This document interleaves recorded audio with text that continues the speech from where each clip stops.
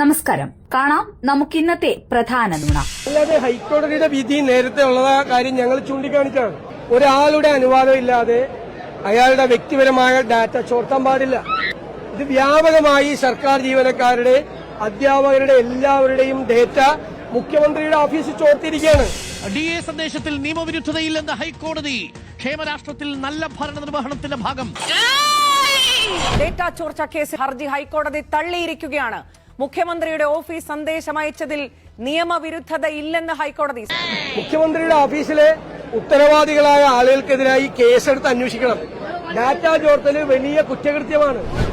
മാത്രമല്ല അതിൽ സ്വകാര്യതയുടെ ലംഘനമില്ല എന്നാണ് ഹൈക്കോടതി കണ്ടെത്തുകയും ചെയ്യുന്നത്. വ്യക്തിഗത വിവര ചോർച്ചയും കണ്ടെത്താനായിട്ടില്ല എന്നാണ് ഹൈക്കോടതി ഇപ്പോൾ കണ്ടെത്തിയിട്ടുള്ളത്. ഭരണനിർവഹണത്തിന്റെ ഭാഗമായി സന്ദേശങ്ങൾ അയക്കാം. DA സന്ദേശം സ്വകാര്യതയുടെ ലംഘനമല്ലെന്നും ഹൈക്കോടതി. ഡാറ്റ എന്ന് പറയുന്നത് വിലപ്പെട്ട സ്വത്താണ്. അത് അറിയാത്തവരാണോ മുഖ്യമന്ത്രിയുടെ ഓഫീസിൽ ഇരിക്കുന്നത്? വിവരങ്ങൾ അപ്പാടെ മുഖ്യമന്ത്രി ഓഫീസിനെ ചോർത്തി എന്നത് സംബന്ധിച്ച് മറ്റ് തെളിവുകളും ഈ ഹർജിക്കാർക്ക് ഹാജരാക്കാൻ കഴിഞ്ഞിട്ടില്ല. CPM നേതൃത്വത്തിനും മുഖ്യമന്ത്രിക്കും പങ്കുണ്ട് ഈ ഡാറ്റ ചോർച്ചയിൽ. ഇതിൽ രണ്ടിടത്തും പറയുന്നത് മികച്ച ഭരണനിർവഹണത്തിന്റെ ഭാഗമാണ് എന്നാണ്. അതായത് കേസിന് പോയി ഹൈക്കോടതിയിൽ നിന്ന് സംസ്ഥാന സർക്കാരിന് സർട്ടിഫിക്കറ്റ് കൂടി വാങ്ങിച്ചു കൊടുത്തിരിക്കുന്നു എന്ന് വേണമെങ്കിൽ പറയാം, അല്ലേ? ഒരു മെസ്സേജ് പോലും അയക്കാൻ പാടില്ല. അത് ഡേറ്റ പുറത്തുവിടാൻ പാടില്ല. ഡേറ്റയ്ക്ക് ഒരു സുരക്ഷിതത്വം ഉണ്ട്, ഡേറ്റ സെക്യൂരിറ്റി ഉണ്ട്.